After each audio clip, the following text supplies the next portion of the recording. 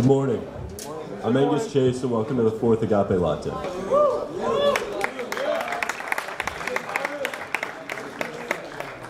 Agape Latte is a program that started at Boston College. It was designed for students to hear faculty and staff share how God has impacted their lives in a social environment. I am proud and excited to announce our speaker, affectionately known as Frau.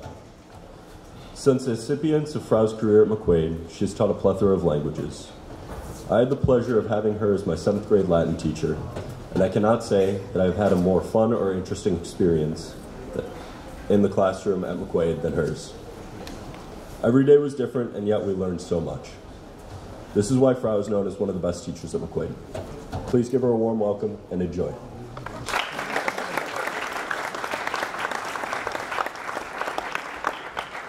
Well, thank you, Angus. Thank you for joining. Understand how out of my comfort zone I am. Close your eyes right now, everybody, adults too. Understand that I'm not doing the whole church thing, but start by remembering that your life is a gift, and I'm going to weep, and you're going to get over it, and that God gave you this day where you can get out of bed on your own 2 feet, so you should start every morning thanking Him, because it is a gift. He loves you, and there's nothing you can do about it. Your eyes are open, Garrett. Close your eyes. I'm going to tell you my story. You want a story? All right. I was adopted. Now, I was born in 1959, and so you don't kill too many brain cells. I'm 60 and proud of it. I was adopted by people who couldn't have kids of their own. My parents wanted kids. Couldn't. They adopted a boy 3 years before I was born. I was born, and out of the gate, I was adopted. I always knew. I got the books they read me. I never resented it. From my littlest, I thought, okay, this is good. This is what I've got. I was born in a time when you couldn't find out where you came from. My adoption records are buried with Jimmy Hoffa somewhere. And I don't even want to talk about New York State. No more Cuomo. So, I won't politicize this either because we're going to go off the rails. I had a really blessed life. I do. I said doubly blessed, but it's really exponential. If a child was given up for adoption in the late 50s, chances are there was no marriage involved. I had no idea. I didn't worry about it. I'm kind of like, my thinking is control what you can, take responsibility for what you do, move on. So, being blessed doesn't mean you don't have troubles or problems or sorrow. I was allowed the opportunity to live in Germany and then later in France. And between the two, here it comes. My father was diagnosed with cancer and dead 4 months later. I was 18. I didn't go away to school because I was needed here, which is fine. You do what you're called to do. It may not be what you plan, but you're also not driving the bus. You think you are at that age. You're not driving any bus. Got married, and I don't want to sound like those people at the beginning of Wheel of Fortune, my darling husband, my perfect children. I have a really cool husband. So I met him when I was 15. How scary is that? Married, much later. I have a daughter. She's very cool. She's a hospice nurse at Cape Cod. Okay, so I'm living my life. I'm here. God put me here. It was just I could have been international corporate law and like rolling in money. God put me here even before I was Catholic. So I have my life. My adoptive mother, Madeline, dies when I'm 24. I wasn't expecting to get pregnant when I did, and it was the only time she had a grandchild for that one little year of her life before she died. Rewinding. And so I'm here, I'm with you. It's a vocation. Every day I hate getting up in the morning. I come here because of you. Yeah, I make money too, but it's you. So I'm old, and it's good. And my daughter got a DNA test kit for us, because I've got everything. 7 cats, God knows what else. DNA test kit in October 2 years ago gives me either a half sibling or a first cousin, Tom. But I had just had knee surgery, so I had oxycodone and the couch and the kittens and a new Netflix subscription with Stranger Things. I don't know, email anybody. Finally made contact, back and forth a little bit. And when I was adopted, I was given a name that I always thought was just like a Jane Doe. You know, it was Baby Girl Taylor. I have my papers if you ever want to see them. And I just thought, okay, well, this Tom gave me a last name. And I started stalking, because that's all I ever do on Facebook, is I stalk.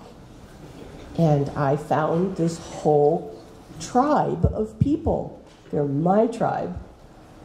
And I knew where he was, and I knew who his brothers were, and his everybody.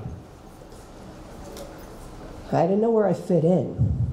And I finally sent an email and asked the question, where do you think I am in this? Now go back. I was adopted. I could have been an abortion statistic, and don't get me going on Roe versus Wade. And it's being recorded, so I'm just filtering myself really hard right now, because there were people who thought abortion would have been an easy solution. And there was at least one who said no, actually 2. And so, while I didn't know any of this, my mother decided to have me. It was such a big deal that she was sent away from home. Her father never even saw her pregnant with me. And she was sent to live with an aunt, had me, water broke, alone, had to take a taxi, scared, in pain, alone. God's with her, but you know that. To the hospital. She didn't know if I was a boy or a girl. Don't know if she ever heard me cry. But she made that choice for me and for God. Remember that. I'll find you where you live. You know that, boys. So, I found out by and by who that woman was. And I know my story. I did a second DNA test kit, and the Wednesday before Bash last year, I got my email, and it said,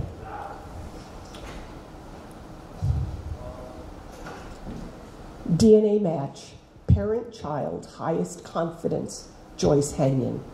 My head exploded, because I knew where she was in the tribe. I knew where she lived. I knew her phone number, but I couldn't do more than send an email, because it wasn't my story. I had no idea for the details. So what do you do when your head explodes? You duct tape it up. So I duct taped my head. And I shook. And I shook. And then I emailed. And I usually run things through Hannah, because she's real smart. I just sent out an email that I had written in my head for almost 60 years. And I can't tell you what it says, because I'd be like blowing snot everywhere. I sent the email, and I waited, and I offered it up. And I'm a real patient person, and I get that. I refreshed my phone more times in the next days. So Ma hadn't gotten the email. When she got the email, she had her own things to think through. So I'm refreshing, and I'm working Bash, and I'm refreshing, and I'm rocking, and I'm refreshing, and I'm rocking this phone right here. You can touch it later. And I went to church Palm Sunday. Jack Healy, he's the one who made me, I'm a legal Catholic now. He said, relax, Gena, don't worry about it. I'm like, Jack, you gotta be kidding me. How can I not worry about it? Just don't worry about it. I'm like, okay. So I drop off my 99-year-old church friend, and I'm in the line for the car wash. I love the car wash. It's like a spa day for me. You keep Woodcliff. I had no idea what the response was going to be. Horribly for some people. Their parents don't want to know about them. I didn't know. I didn't know if I was the child of incest or rape or what. I didn't know. And I wasn't going to get all verklempt about it because that just doesn't do anything. Waterwood. Okay. I'm in line, and I go to my spam folder, and I see this thing. It looks like those people asking for money, and I'm about to delete it. Swear to God. I swear on my family. I swear to God. And God says in my head, no, you don't. I'm like, God, no, come on, really. Because we've been talking a lot, you know, in the years. I said, this is good. I'm going to get a virus. I'm going to get my identity stolen. What? He says, open the email. I'm like, no, open the email. So here I am, rocking, refreshing, open the email. My mother answers, and I go from rocking and refreshing, rocking and weeping. And boys in line at the car wash are like, Gena, it's your turn. And I'm rocking and weeping and shaking. So I kind of had to get myself together, went home and emailed my vitals. And I go to bed at 8. 8 o'clock's a real special time for me. I got a phone call after 9. And I answered it because God said, answer the phone, Gena. And it was my mother. And we talked probably for an hour and a half. Don't tell me there's no God. Don't you ever. Don't do it. So, it's not even a year now. I'm 60. I met my mother less than a year ago. And she is a good and righteous woman with brass candlestick holders. And we've become very close. She and my father were high school, even earlier, sweethearts. But they weren't allowed to keep me. They were engaged. They got married the year I was born, but they weren't allowed to keep me. And they couldn't find me. Every year, and they didn't tell anybody, the grandparents knew. The aunt, she lived with me. Every year, you want to hear my head explode? They celebrated my birthday, the two of them, by themselves. They didn't know if I was a boy or girl, so they just called me the child. Wait a minute. Hang on here, Gena. So, right? And I have a whole new tribe now. And I have a brother, Dan, a little brother, and a wife. He has a wife, I don't know. And 2 really cool nephews, and we get together, and we have fun. And there's balance. There's balance. There's always balance. You've got to shut your mind to the outside and hear God and understand.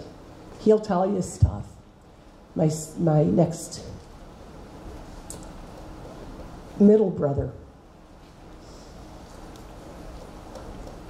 whom I never met, passed away last year, Thanksgiving, the same year that I was found. So for Ma, there's balance. And God took one and gave one back.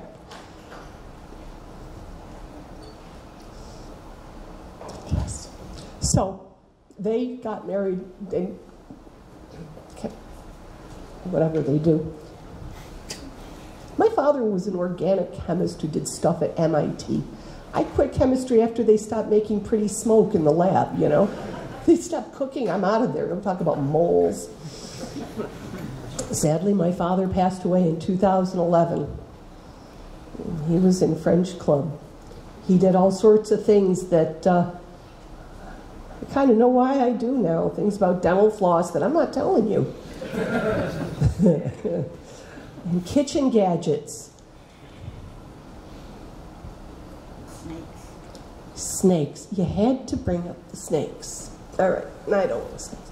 Dad likes snakes. If you're in my room, you know there was a 13-foot reticulated python as a pet.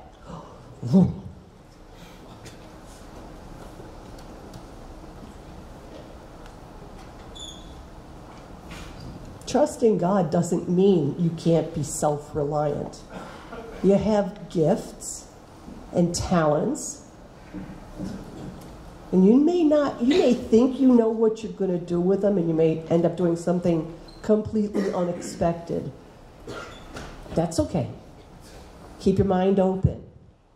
Don't shut it down. Don't think you know the answers. And when you're young, you think you know it all. Now when I'm old, I think I know it all. So it's those middle years where you're a little more rational, maybe.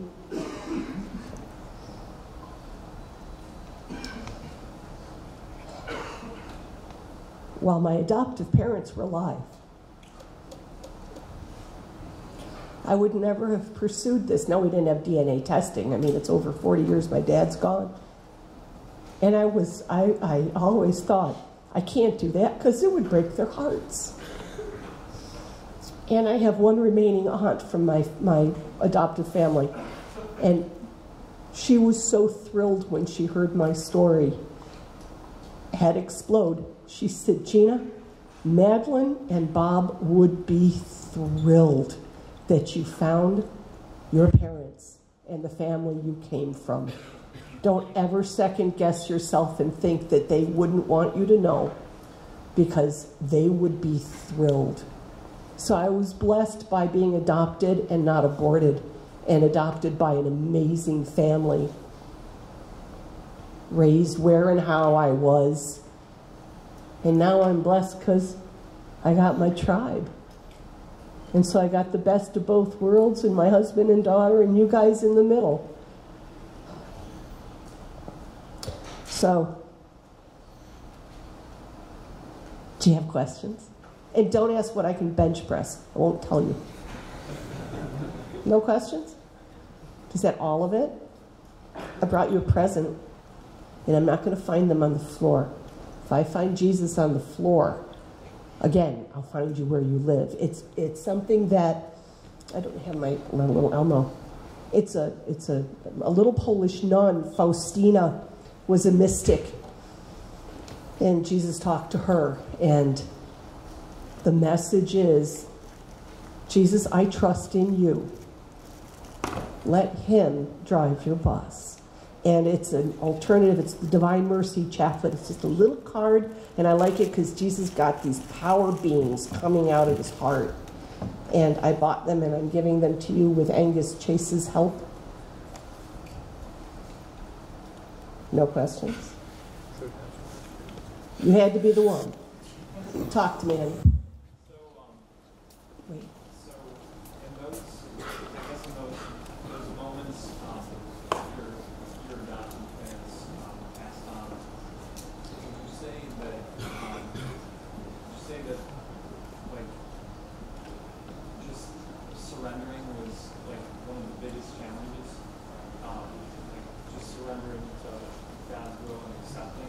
It's always hard to do that, especially if there's an intellect and a sort of a stubbornness. It's hard to give it up, you know, and trust. And I mean, their deaths devastated me. I still can't go into details. So it is. It's always hard, and it may not be what you're expecting. Can I introduce my mom? This is my mom.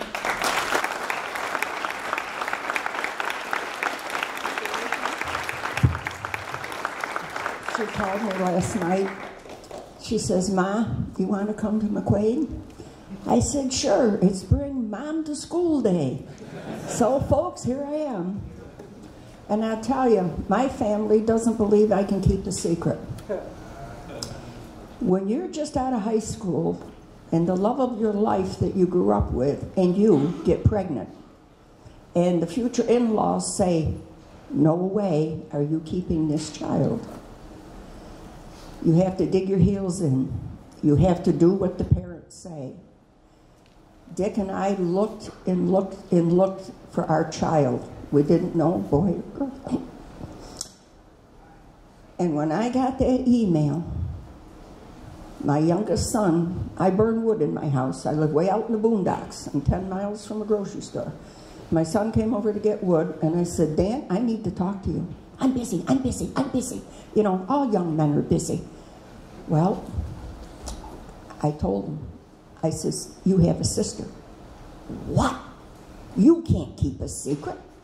I said, your father and I made a vow that we would go to our grave with our secret because we didn't want the rest of our children stewing over what could have been, should have been, didn't happen. So then that night, they had a Hungarian exchange student. He was the first one when I walked in their house to give me a hug and tell me how great it was that I had a daughter. My youngest grandson that's at RIT right now, he read the email and he said, this is a joke. You can't keep a secret. Gena's my best secret I've ever had. I lost a son. I gained a daughter, a son-in-law, granddaughter, and Joe. And now, just this last week, I'm a great-grandmother to a little golden doodle dog named Mo and Murphy.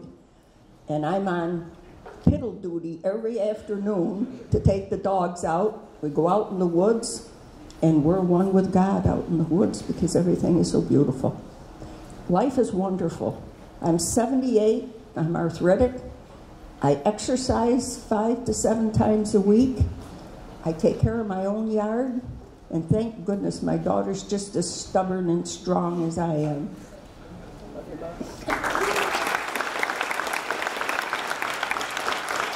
And I'm the head of the tribe. Brass candlesticks.